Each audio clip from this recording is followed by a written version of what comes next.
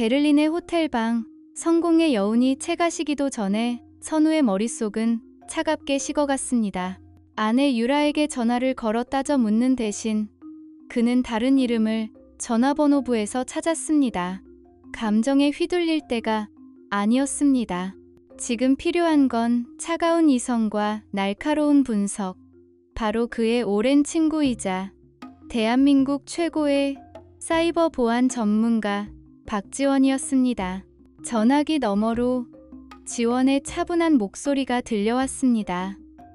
하선우, 이 시간에 웬일이야? 베를린 학회는 성공적으로 마쳤어? 축하 기사 봤는데. 지원아, 나 좀 도와줘. 아주 이상한 일이 생겼어.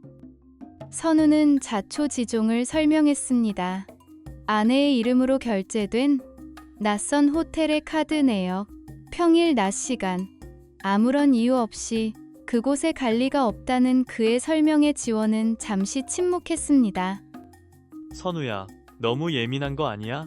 그냥 친구 선물을 대신 사줬을 수도 있잖아. 상품권 같은 거. 10년이나 함께한 사람이잖아. 아니, 그럴 리 없어. 내가 아는 최유라는 그런 사람이 아니야. 그리고 그 호텔.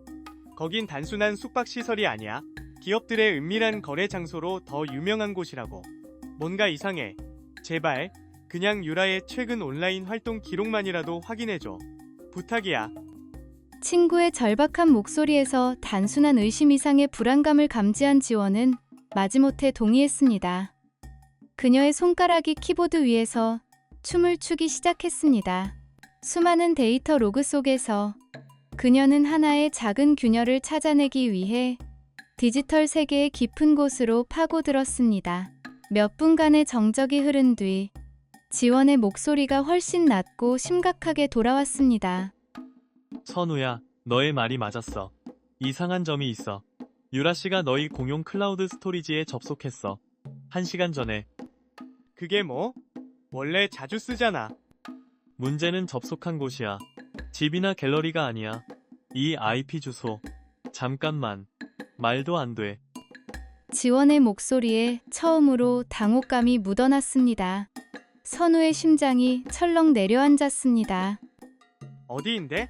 어디서 접속했는데? K-Tech. 너희 경쟁사 K-Tech 본사 서버실 IP야. 이건 절대 실수가 아니야, 선우야. K-Tech, 그 이름이 선우의 머리를 망치처럼 내리쳤습니다. 단순한 외도에 대한 의심은 순식간에 사라지고 그 자리를 훨씬 더 거대하고 추악한 가능성, 바로 산업 스파이라는 의혹이 채웠습니다. 이것은 더 이상 부부간의 신뢰 문제가 아니었습니다. 자신의 모든 것을 건 회사의 존폐가 달린 문제였습니다. 거기서 뭘 한 거지? 뭘 봤는데? 아직 몰라. 하지만 더 이상한 게 있어. 유라 씨 계정으로 파일 하나가 업로드됐어. 암호화된 파일이야. 암호화 파일? 이름이 뭔데? 파일명은 선물. 선물. 그 다정한 단어가 이 순간만큼은 섬뜩한 비수처럼 느껴졌습니다. 대체 그 안에는 무엇이 들어있을까? 누구를 위한 선물이었을까? 선우의 머릿속이 복잡하게 얽혀 들어갔습니다. 이것은 단순한 해프닝이 아니라는 직감이 온몸을 휘감았습니다. 지원아, 무슨 수를 써서라도 그 암호 풀어줘. 당장. 알았어. 시간이 좀 걸릴 거야. 하지만 찾아내볼게. 지원이 암호 해독 프로그램을 가동하는 동안 선우는 창밖의 어두운 베를린 하늘을 응시했습니다. 이제 막 완벽한 성공을 거뒀다고 생각했던 그의 세계가 실은 보이지 않는 심연 위에서 아슬아슬하게 버티고 있었음을 깨달았습니다. 바로 그때 지원에게서 짧은 메시지가 도착했습니다. 풀었어. 이건 연애 편지가 아니야. 너 이거 당장 봐야 해. 선우의 휴대폰 화면에 너무나도 익숙한 코드 몇 줄이 떠올랐습니다. 바로 그의 분신과도 같은 프로젝트 프로메테우스의 심장부였습니다. 선우의 숨이 멎었습니다. 배신은 여러 얼굴을 하고 찾아온다. 때로는 익숙한 연인의 얼굴로, 때로는 차가운 코드의 형태로. 하선우의 휴대폰 화면에 떠오른 것은 단순한 소스 코드가 아니었다. 그것은 지난 10년의 사랑과 신뢰가 어떻게 산산조각 났는지 보여주는 잔인한 증거였다. 감정적인 배신감은 이제 차가운 분노로 변했다. 이것은 단순한 불륜이 아니라 그의 모든 것을 앗아가려는 거대한 음모, 즉 산업 스파이 행위였다. 분노를 삼킨 선우의 목소리는 강철처럼 차가워졌다. 지원아, 이제부터 최유라가 아니라 강태준을 타겟으로 잡아야겠어. 케이테케의 CEO, 그 인간 말이야. 강태준? 확실해? 이건 판이 완전히 달라지는 거야, 선우야. 단순한 도청 수준이 아니라고. 내 기술이 넘어갔어. 이건 전쟁이야. 그들이 어떻게 접선하는지, 뭘 주고받는지 모든 걸 알아내야 해. 수단과 방법을 가리지 말고. 그때부터 보이지 않는 거미줄이 쳐지기 시작했다. 박지원의 팀은 최유라와 K테크의 CEO 강태준의 모든 통신과 동선을 샅샅이 추적했다. 며칠간의 지루한 감시 끝에 마침내 그들의 비밀스러운 접선 현장이 포착되었다. 장소는 강남의 한 고급 호텔 지하 주차장. 가장 어둡고 은밀한 구석이었다. 감시 차량의 모니터 너머로 두 사람의 목소리가 흘러나왔다. 이번이 마지막이라고 하셨잖아요. 약속하신 K테크 아트 디렉터 자리는 어떻게 되는 건가요? 아직 받지도 않은 자리를 걱정하기엔 이르지 않나? 최유라 씨, 오늘 가져온 건 확실한가? 네, 프로메테우스의 최종 단계 핵심 데이터예요. 이걸로 이제 정말 끝인 거죠? 더는 못하겠어요? 선우 씨 얼굴을. 쉿, 감상적인 이야기는 넣어도 당신 남편 얼굴보다 당신이 아무것도 가지지 못했을 때의 얼굴을 걱정하는 게 현명할 텐데 잊었어. 당신이 어떻게 이 자리까지 왔는지. 내가 아니었다면 당신은 평생 그 잘난 남편 그늘 아래서 시들어갔을 거야. 강태준의 목소리에는 꿀과 독이 함께 섞여 있었다. 그는 유라를 자신의 꼭두각시이자 장기말로 여기고 있었다. 그저 욕망을 미끼로 그녀를 완벽하게 조종하고 있을 뿐이었다. 그때 감시 모니터를 지켜보던 지원의 눈이 가늘어졌다. 선우야, 저거. 유라씨 코트에 달린 브로치. 확대해볼게. 화면 가득 클로즈업된 것은 나비 모양의 우아한 브로치였다. 선우의 심장이 바닥으로 떨어졌다. 1년 전 결혼기념일 선물로 그가 직접 디자인해서 선물한 세상에 단 하나뿐인 브로치였다. 내가 준 선물이야. 아니, 이건 그냥 브로치가 아니야. 디자인이 너무 정교해서 찾아봤어.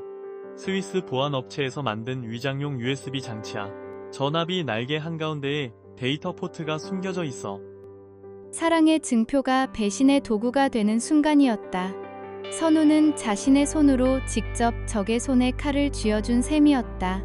애정과 신뢰가 송두리째 부정당하는 고통이 그의 이성을 마비시킬 것 같았다.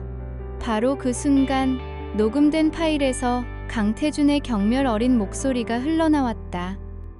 잊지 마, 최유라. 당신은 내가 수집한 아름다운 예술품 중 하나일 뿐이야. 작품은 제자리에 있을 때 가장 가치 있는 법이지. 선우는 조용히 녹음 파일을 껐다. 그의 눈에는 더 이상 슬픔이나 분노가 아닌 차가운 결의만이 서려 있었다. 지원아, 이제 충분해. 서울행 비행기 가장 빠른 걸로 예약해줘. 그는 더 이상 아내를 추궁하기 위해 돌아가는 것이 아니었다. 한 남자의 오만과 한 여자의 탐욕으로 만들어진 이 거대한 연극의 막을 직접 내리기 위해 돌아가는 것이었다. 복수는 가장 차가울 때 해야 하는 요리다. 서울의 공기는 선우가 기억하던 것보다 훨씬 차갑게 느껴졌다. 그는 더 이상 상처 입은 피해자가 아니었다. 그는 치밀한 사냥꾼이었다. 귀국 사실을 누구에게도 알리지 않은 채 선우는 조용히 움직였다. 그의 회사 이노테크의 이름으로 긴급 이사회 소집 공고가 투자자들에게 발송되었다. 안건은 프로메테우스 프로젝트의 결정적 돌파구 발표, K테크의 강태준 대표에게는 익명의 제보가 흘러 들어갔다. 이노테크 내부에 당신의 스파이가 발각될 위기. 이사회에서 모든 것이 폭로될 것. 모든 패를 쥐고 있다고 착각한 강태준은 제 발로 덫에 걸어 들어왔다.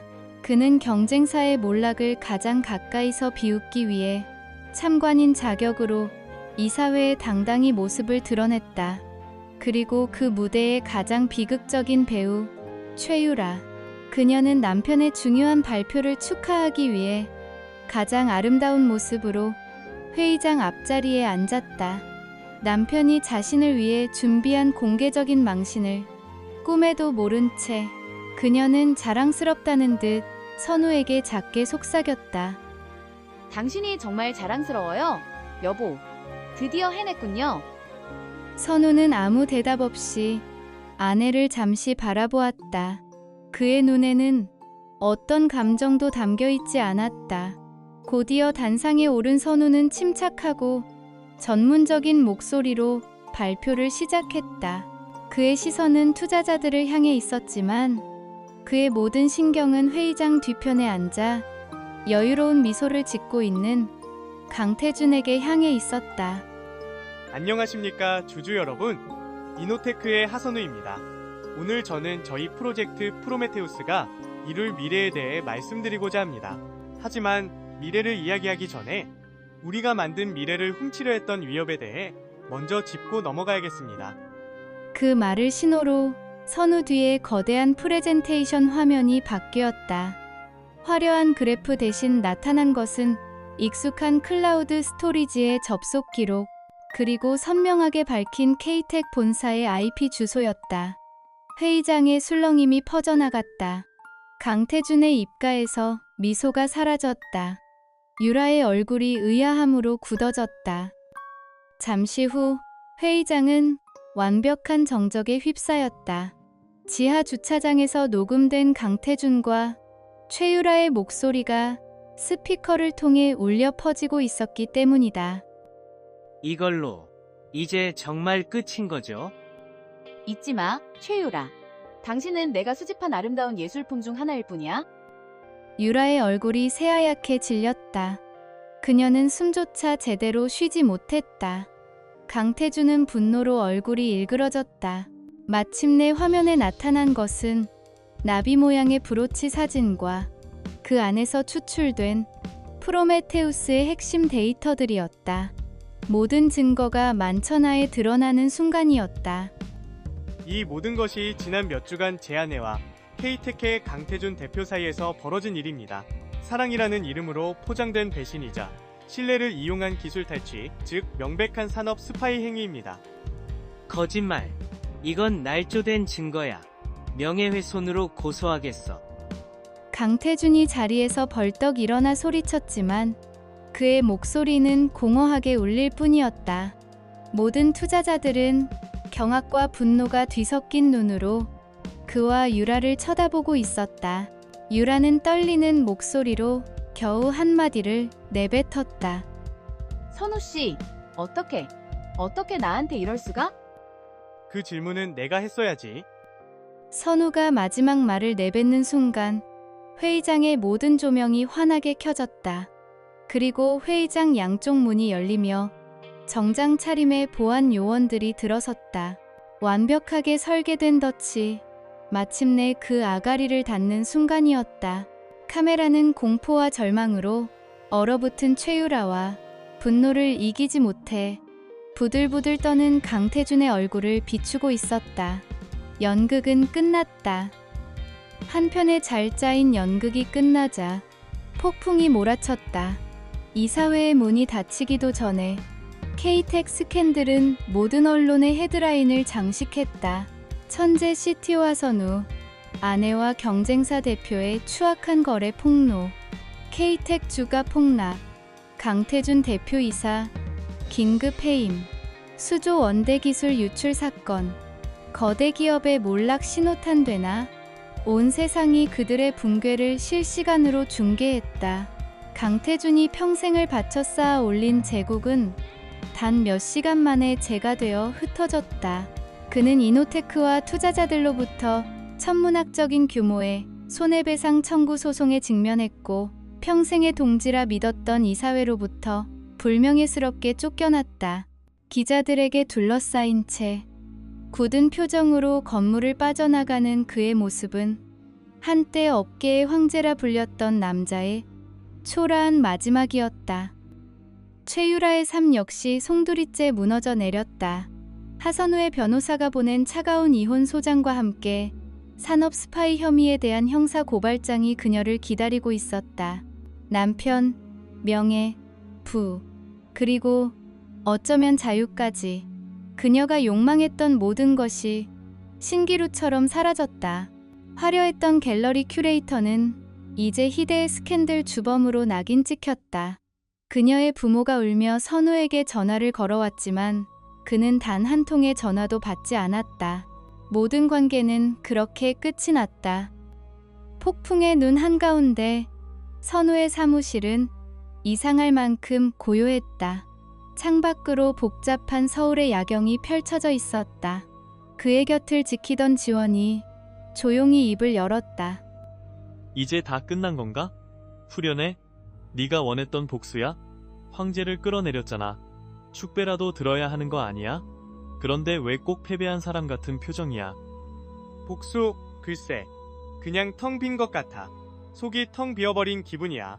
무언가로 가득 차 있었는데 그게 전부 뽑혀나간 것처럼 공허해. 이게 정이라고 생각했는데 그냥 소음이 사라진 뒤의 정막 같아. 훨씬 더 무거운 침묵.